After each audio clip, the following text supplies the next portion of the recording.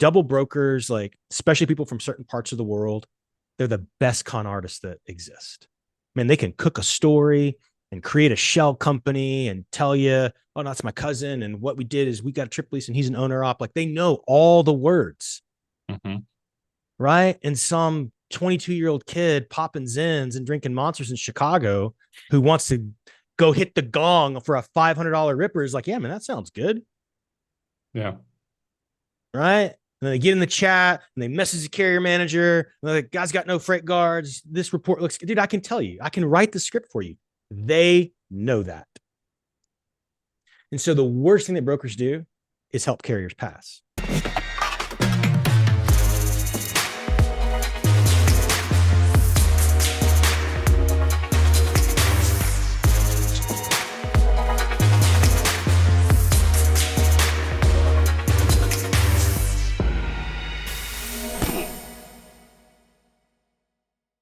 Hey everyone, before we jump into today's episode, I did want to take a second to tell you a little bit about our new sponsor, Levity.ai. In freight, time is money and efficiency is key. That's where Levity comes in. Imagine automating your email operations to do more with less effort. Levity connects directly to your inboxes, extracting vital information from emails and attachments in real time. It seamlessly integrates with your TMS, empowering you to quote faster, build loads more efficiently, and book more freight in less time. Whether it's incoming emails from shippers or carriers, Levity's got you covered. It understands any language, any format, and even interprets non-standard formatting. Visit Levity.ai today to sign up and get started. Michael Caney, Chief Commercial Officer at Highway. Hey, Michael, how are you today? Good, man. Good to see you. Yeah, it's too bad we're not at the WeWork in Chicago I know. recording. That would have been nice. I really thought like you had like got this whole like Joe Rogan experience. I was I need to get expecting that. Elon Musk to just like pop in and smoke weed with you at any minute. Like it looked so like legit. Yeah, I love doing the in-person podcasts. They're definitely a lot more fun and we get more people involved, so it's a little more exciting. I actually was thinking of like I just moved into this new apartment. I was thinking about maybe like getting this apartment kind of set up for that. But like, Yeah. the digital, I guess, recording doesn't have that feeling like if you do in person. But what is interesting, I don't know if you ever listened to Tim Ferriss podcast, but I was just listening. Yeah. I was listening to the one a few weeks last weekend, and he was doing a walk and talk where it was his first podcast where he actually did it while he was walking, and it was not video, so it was just audio.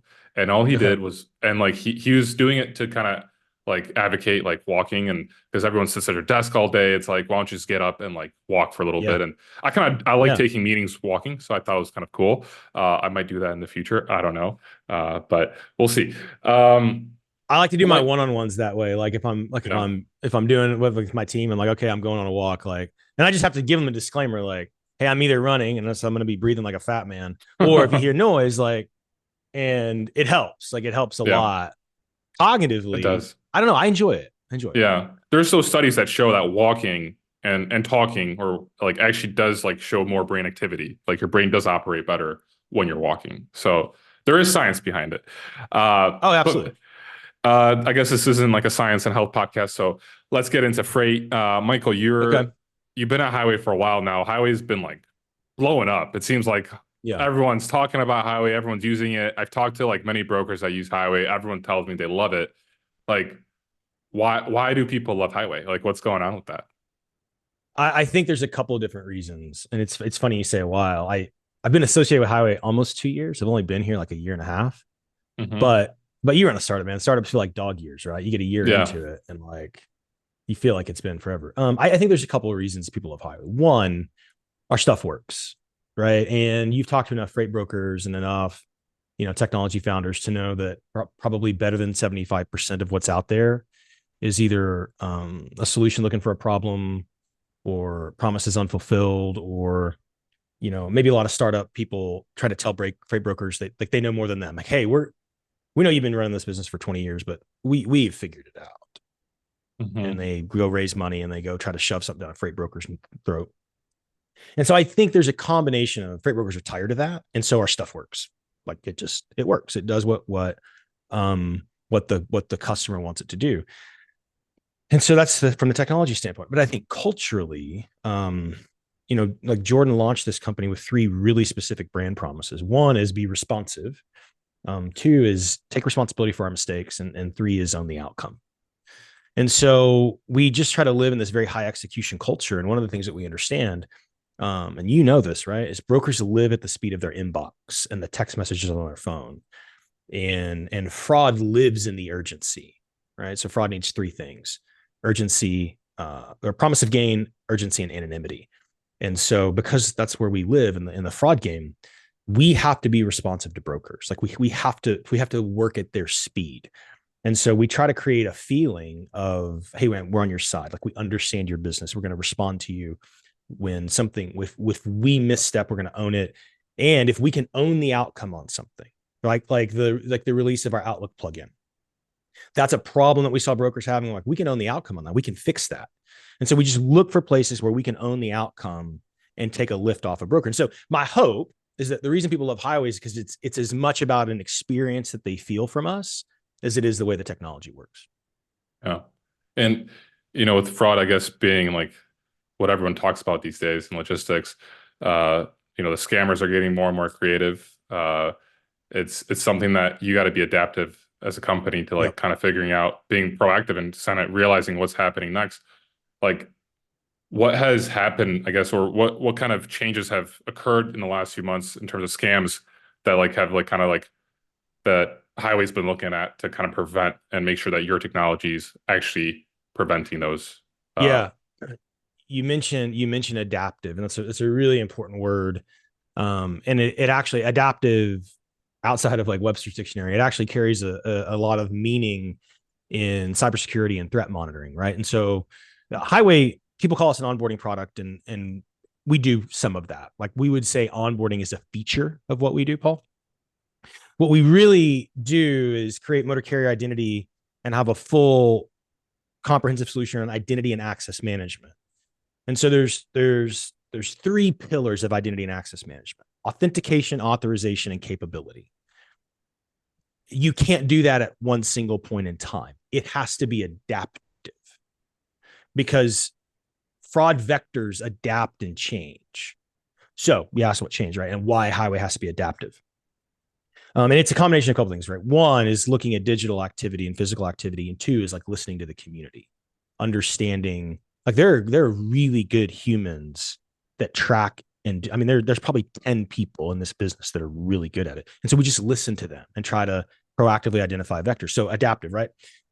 When we started Highway, fraud was pretty straightforward because it was pretty easy to get into a broker's network and steal and double broker. Like it was pretty easy, actually. And you know this, right? There was a lot of double brokering that I would say was maybe legitimate, because in the COVID boom, like you could take freight at $5 and sell it at $4 and still make money and deliver the loads. And when rates went down is actually when we saw theft and misdirection go up, because you couldn't make the same kind of money being a legit double broker. And by legit, I mean, you didn't steal it. Mm-hmm. Not legit, but I mean, like, you were sure in the light on the contracting. So what we've seen is we've seen them hide more. Right? We've seen them try to use more legitimate MCs for certain amounts of time. Like the big thing, and you've heard this, is there's more and more purchases of MCs where you're not actually purchasing the company. The going rate is $5,000 to $15,000, where I call you and go, hey, Paul, I want to buy your company. I'm going to wire you 10 grand. Just give me all your username and passwords and I'll take care of the rest. Yeah. And so what happens is someone can use, and so why does that matter? Because before Highway, it was like, what's your age of authority? How long you been in business? Do you have insurance? And you can take an MC that's been around long enough, and what they do is they use scripts to comb for pending revocations and insurance that's about to expire. And all they have to do is operate them long enough to steal something, and it looks good. And they need 60 days. They need 60 days, and they can do a lot of damage. Like somebody that gets a hold of 10 MCs can do a lot of damage in 60 days, and nobody will know. Mm-hmm. Nobody will know. Because if you're not tracking the change in login with the email address, if you're not looking at any FMCSA updates, if you're not looking at small nuances digitally, these guys can do a lot of damage in 60 days. 10 MCs in 60 days is all they need to do millions of dollars of damage. Yeah. And it looks legit. Yeah. that's like the problem with like, let's say Care 401, right? Like you don't get that right away. Like I'm just kind of wondering like, how does highway monitor that? Like, let's just say like Yeah. proactively, like how does that look Yeah. like? So, I mean, I can't give away all of our tricks, but Sure. what I would say is there is a combination of the way an individual user behaves. And so here's what I would tell you and the public about fraud is it's actually gotten very elegant. So when you listen to like, well, I go to all these like kind of regional um like risk management conferences that I never went to as a freight broker. I was like, we have a department for that. And it's like law enforcement people and like guys and gals that started at their company like 10 years ago as like the packet person that's now somehow like graduated into this like full scale risk management professional just because of trauma associated with chasing double brokers and stolen freight. Um, and you have to look at the nuances of how things change. And what law enforcement will tell you is it used to be smash and grabs and it used to be these very regional rings in parts of Kentucky and Chicago and Southern California and Miami. And you kind of knew what they did. And it was a very physical crime. And today, Paul, it's actually really elegant. Like I hate to use that word for something that's so nefarious, but it's actually really elegant the way that they have blended cybercrime and the way it interacts in the physical world.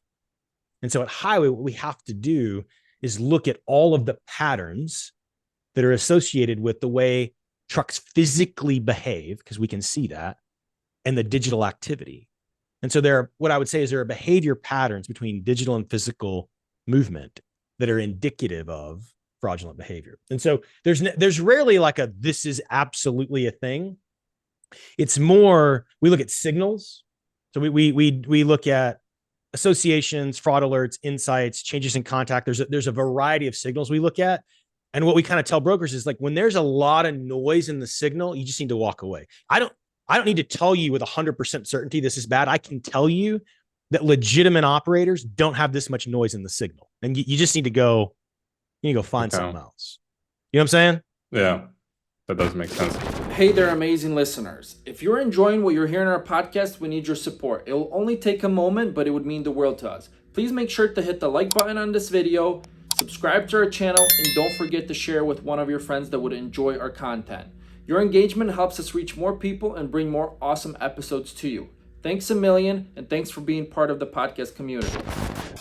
You brought up like the buying of MCs, and I actually have a story about that because I owned an MC, a brokerage MC, for like 6 months. This was November 2020 to like I think March 2021. So it was like 5 months. I had a partner in Chicago. We ended up like just splitting ways because I was doing something else, and I posted it back then like on social media, like hey, like on FreightCab or Instagram. We had probably like 5,000 followers back then. And I just got bombarded with people wanting to buy that MC. And I was like surprised because I was like, this MC is like 5 months old and it was all just double brokers. They just all wanted to buy it. Mm-hmm. And like some guy was offering me 10 grand. And I literally like, I mean, I knew he was in a double broker. And so I just didn't sell the MC. I just was like, I closed it. And I'm like, I'm not going to let, someone, destroy like, especially since like my name would be on it. So like, that's interesting because, and you said that you've seen an uptick of that recently. There's been more MCs. Okay. Especially with the down market, people are trying to get rid of MCs, legitimate MCs. So, okay. That's like something that you have to be on like look out for. And that's what highway. Yeah. You look at one of the things you just look at is there's no like singular. You'll listen to freight brokers talk, man, and they'll be like, oh, here's what we do. And they'll talk about like the one thing they do. And then somebody listens to it on a podcast or on a LinkedIn post, and then it's posted on the dark web, and they're like, here's what they're doing. And so it's dumb, right? There's no silver bullet.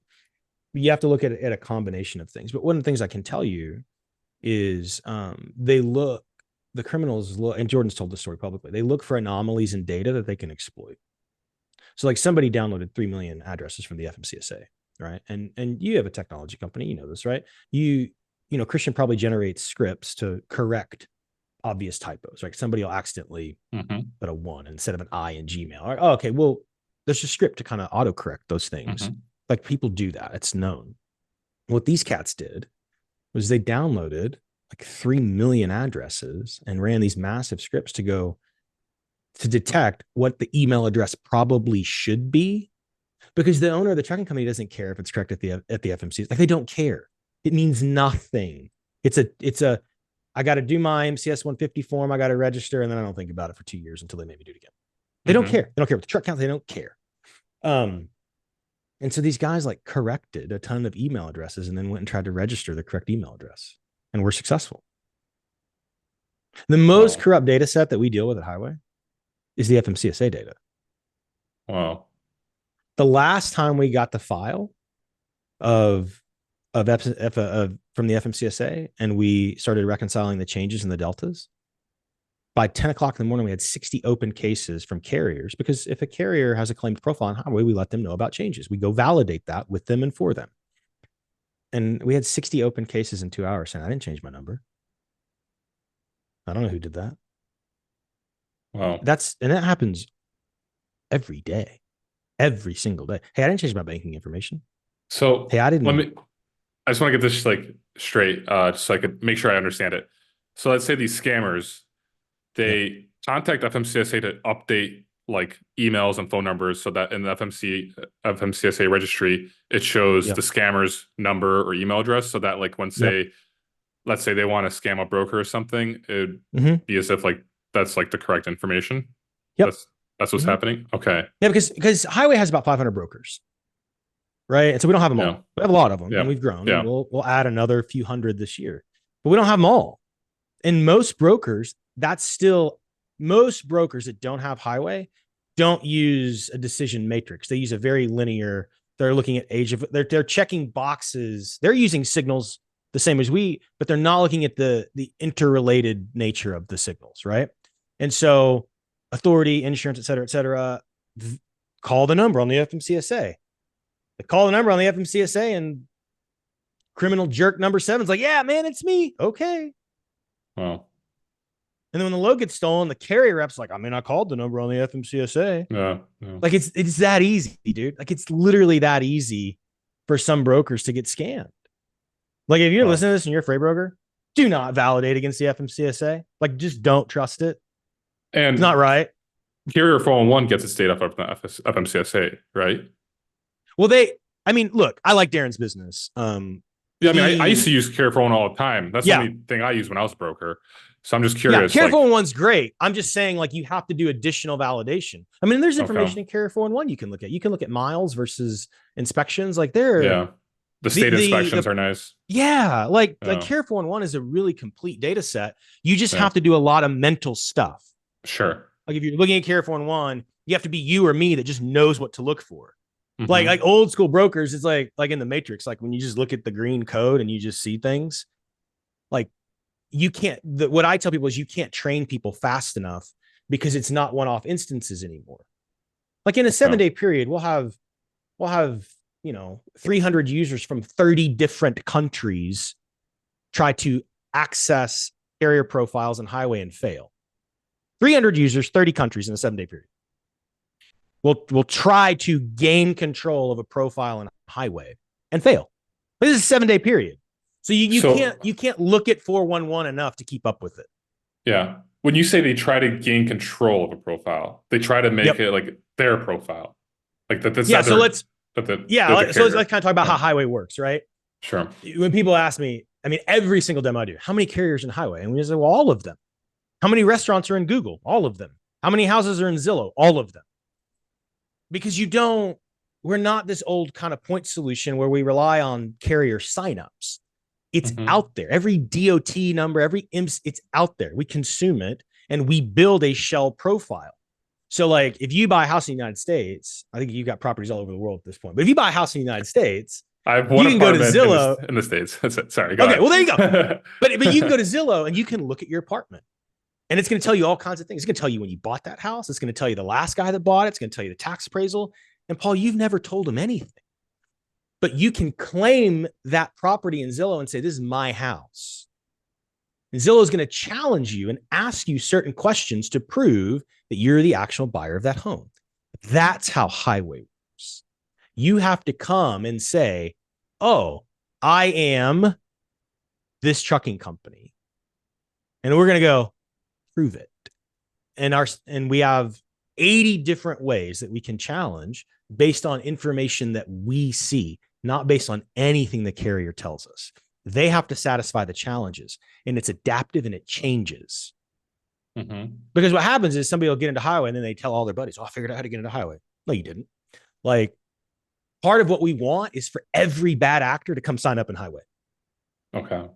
Because we catch them when we put them in highway jail. I'm curious. Like, I just say, I'm not sure if you want to talk about this or not, but I'm kind of curious. Let's say a bad actor goes into highway, you capture that. Do you block that IP, or how does that look like?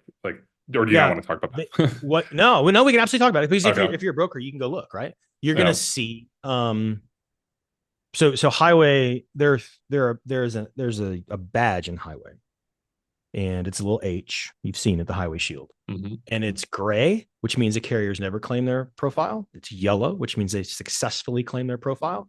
And it's yellow with a check mark, which means this carrier has claimed their profile and they are contracted in my network as a freight broker.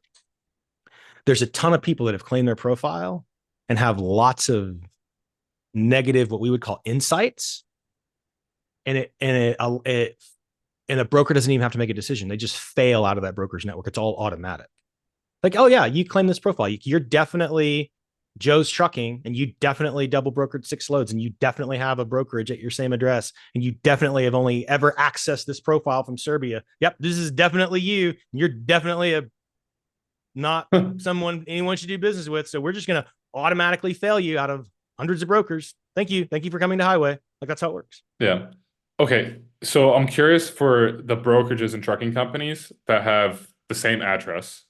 Yep. And obviously oftentimes there might be some brokering or double brokering in between those companies. Yep. How is that flagged? Because that could be also a customer of highway. I'm wondering, is there the system of how to maybe understand which are legitimate? So look, again, go back to earlier we talked about signal and noise, right? I'm going to use a crude analogy. You're listening to XM radio, Sirius radio, whatever they call it now. You go through a car wash, your radio is going to turn off for a minute. You drive through downtown Chattanooga, it's going to go in and out, right? It's about signal and noise.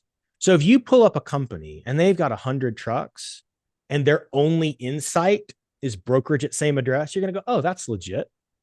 And you may, as a broker, choose to force them into a flow where they sign a co-broker agreement. You may choose to get them to sign, a really specific acknowledgement about double brokering. You can choose to it's highways dynamic. You can choose to deal what we would call low risk signals in a different way than, Paul, one of the problems is people think everything's either all good or all bad. And that's just not the case. There are gray areas, right? And so what I would say is, if the only insight that pops up is brokerage nearby or brokerage at same address, look, that's a low level amount of noise, and you just need to go ask about it. Okay. Right. But if they got 4 double brokering insights, 8 associated companies, it's okay. I see what's going on here. Does that make sense? Yeah, totally. Okay.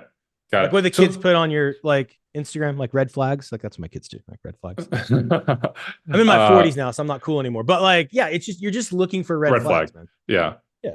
The more red flags, the more noise, more signals. Yeah. So, highway, what's for me, what I find, I guess, amazing about what highway did is that, because all this is really complex. You're dealing with a lot of information, and you created a tool that does it all. Because if you were to compare, you became a company that does carrier verification, carrier onboarding, right? That's kind of the gist of highway. Beforehand, there were many other companies that offered carrier onboarding and carrier verification. And you came here post COVID and with a bang, just came out with this app that really in a way, you just took over the market. You're taking over the market right now.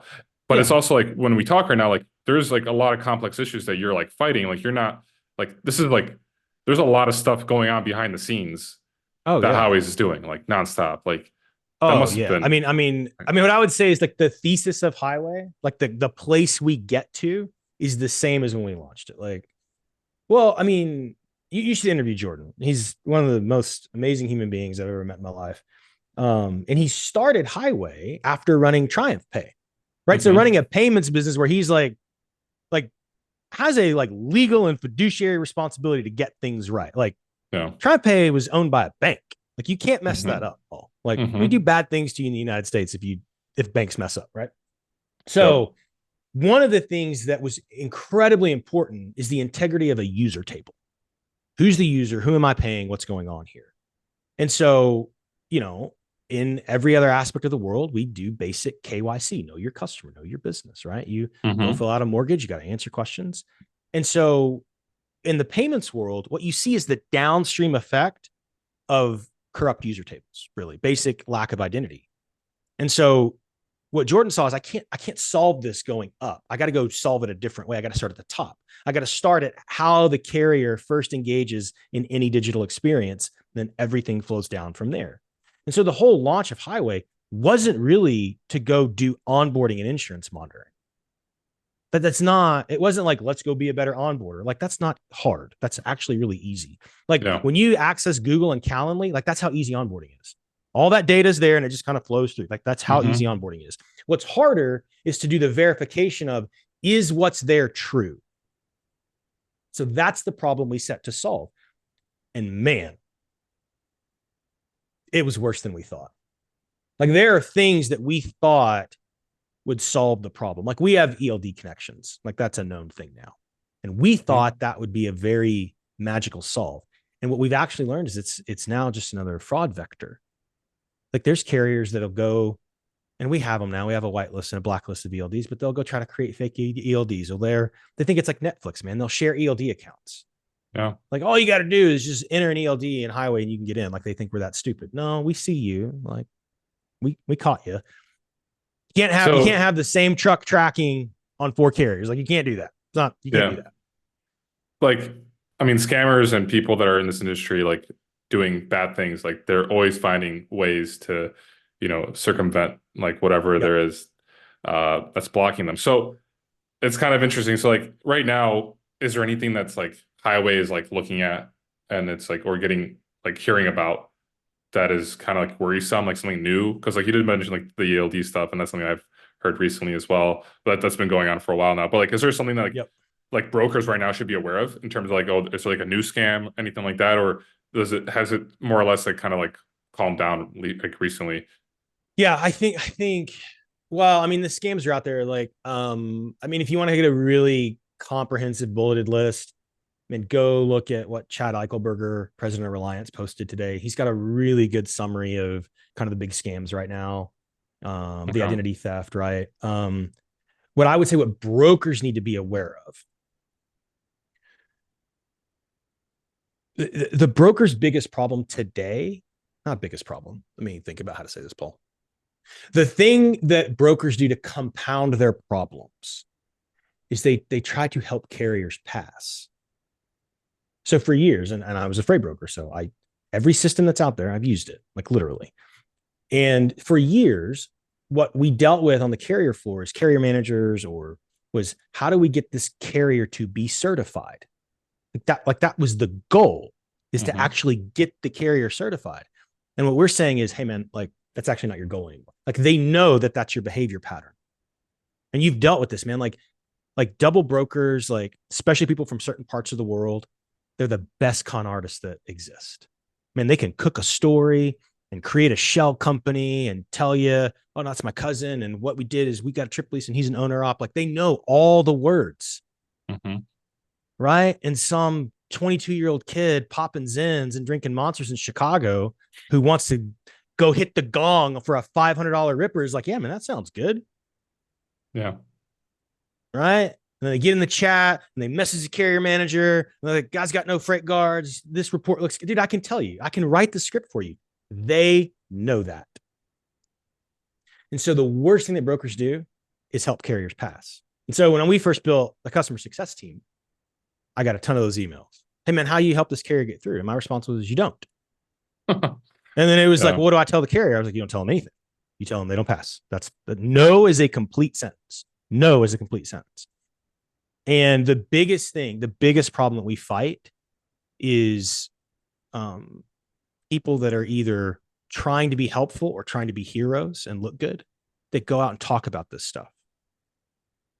Like if you don't think that there are people that are sending people to your conferences where you talk about this, like, you're wrong.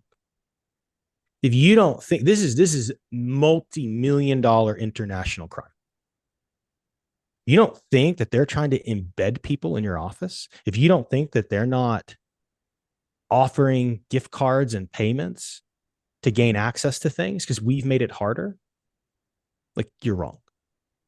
Like, it is very, very bad. It's very diabolical, and it runs very deep.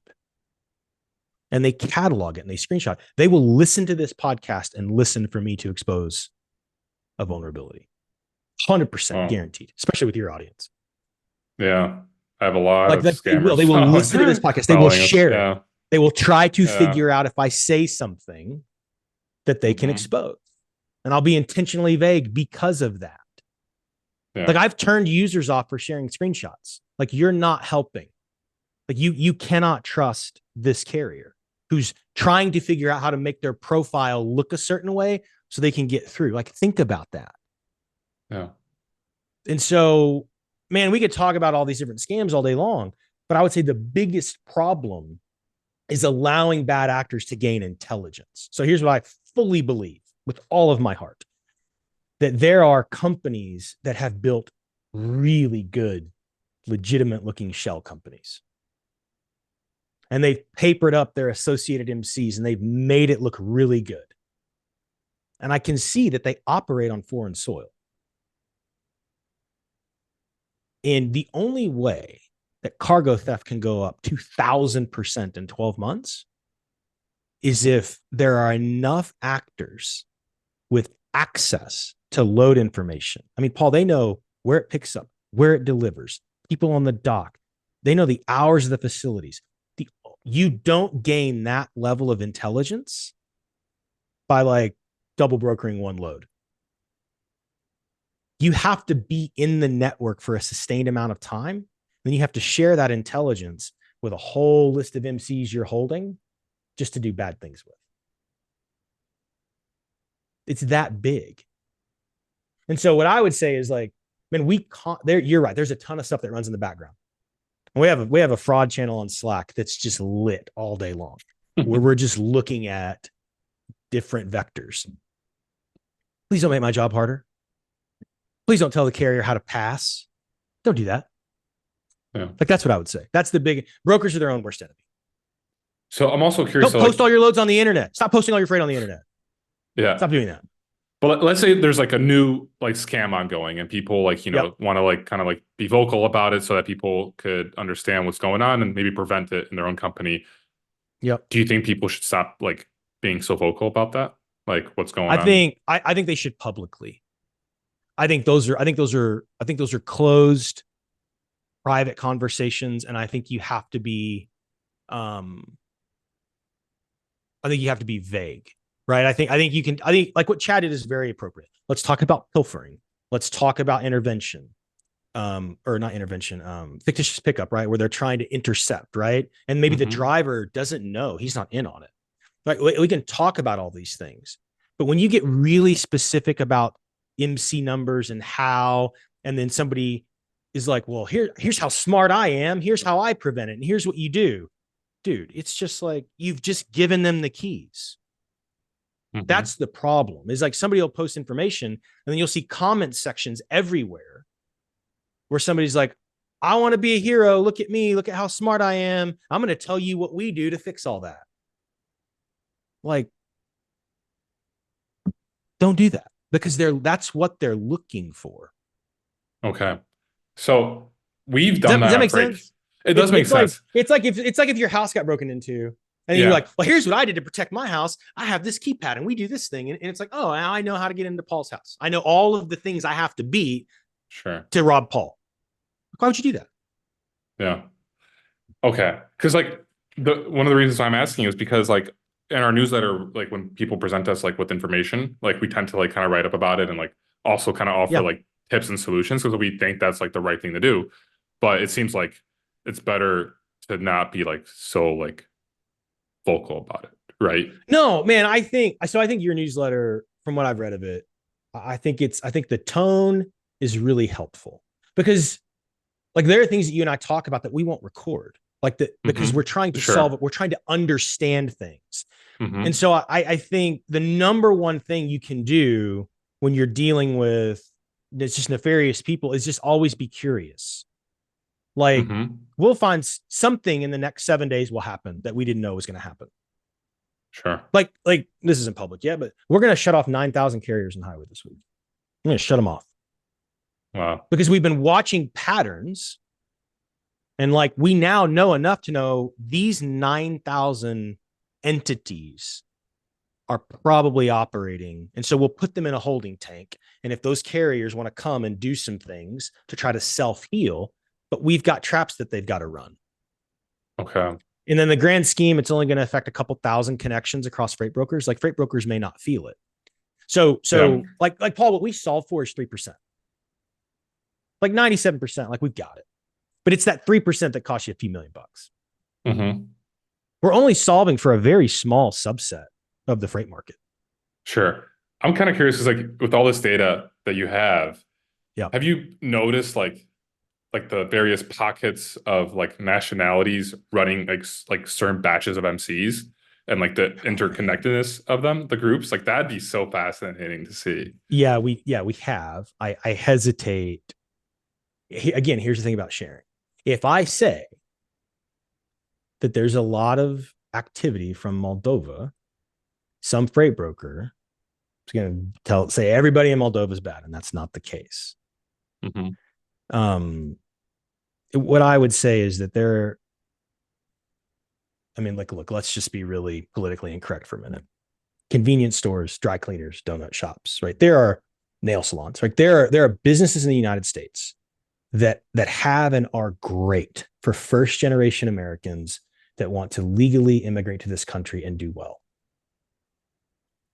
And it's sad that some of those businesses are also exploited and they make it difficult for legitimate first generation Americans to try to immigrate here. And like one of the last, I was talking to somebody about this last night on an airplane. He does big $500 billion solar panel infrastructure products. And these projects create lots of American manufacturing jobs. But his company is ultimately owned by a Chinese company.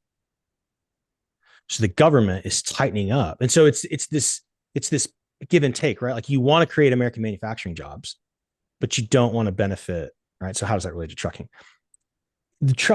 Driving a truck is one of the last kind of bastions of, you can graduate high school, you can go to truck driving school, like you can make a fair living driving a truck. Now I want the truck parking guys to be successful. I mean, there's things that we need to do from an infrastructure standpoint to serve drivers. And so what I don't want to do is say everybody in Serbia is terrible, everybody in Moldova is terrible, everybody in Pakistan is terrible. What I will say is that it is a vector that can be exploited.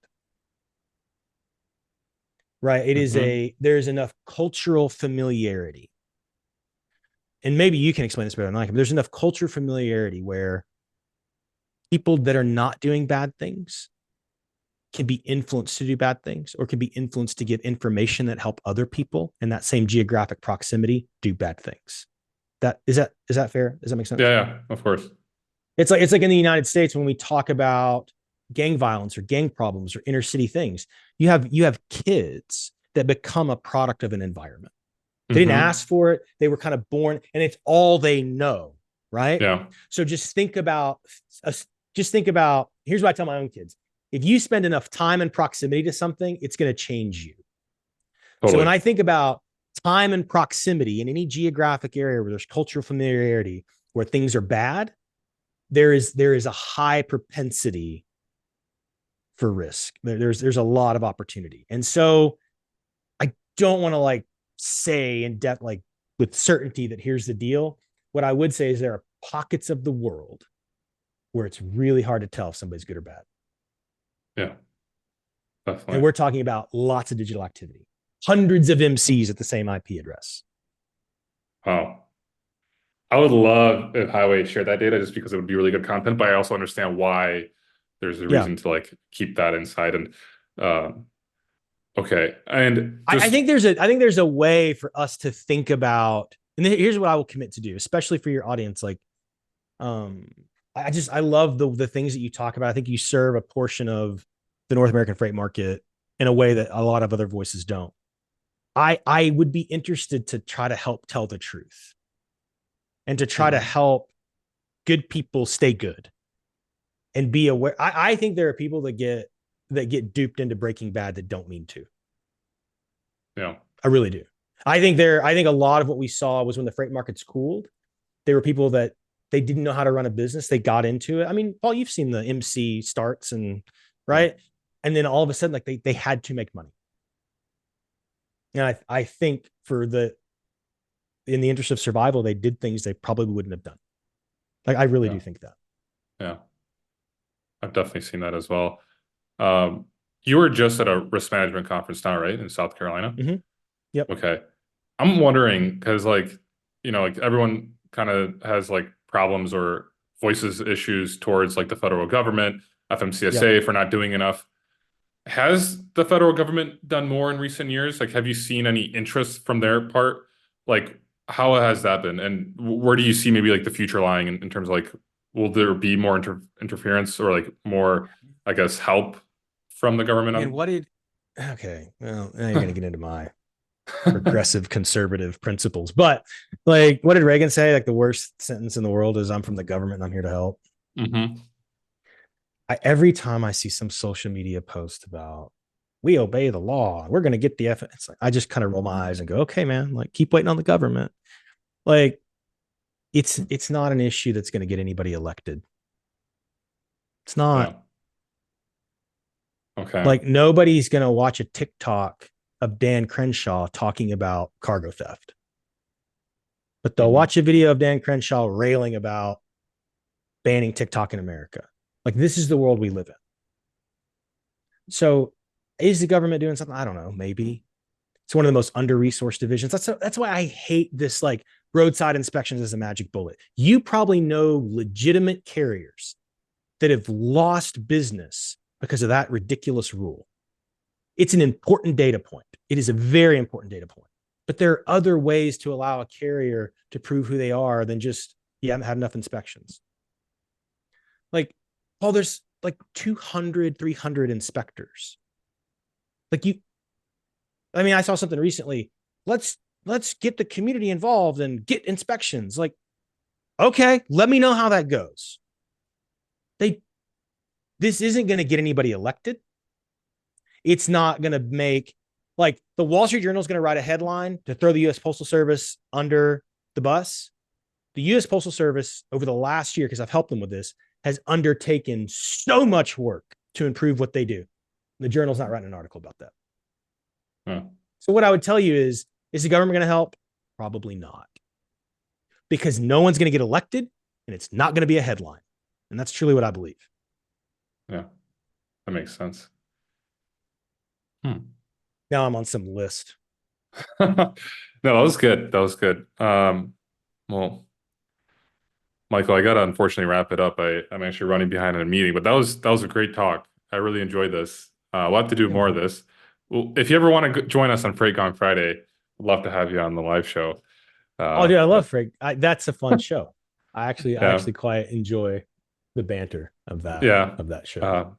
That'd be awesome. If you want to join us, I could email you some dates in the next few weeks. We'll have Reed, Christian, and I. Yeah, man. Yeah, we could do some stuff over there, but Reed's going to Louisville right now. He's on his way to Louisville for Matt's. Is he going to Matt's? Yeah. I need to go there last year. So I have this dream to give away a truck at Matt's, a big black and yellow highway truck. Like, I want to do that someday. That'll be sweet. Because one of the things we want to do is serve carriers well. We want to release a carrier product. There's so many things we want to do. But I have this dream to, like, give away a big black and yellow highway Peterbilt to, like, the best carrier in North America somehow. Like, I want to do a partnership with ISO. Like, I've talked to, like, John and Brian about it.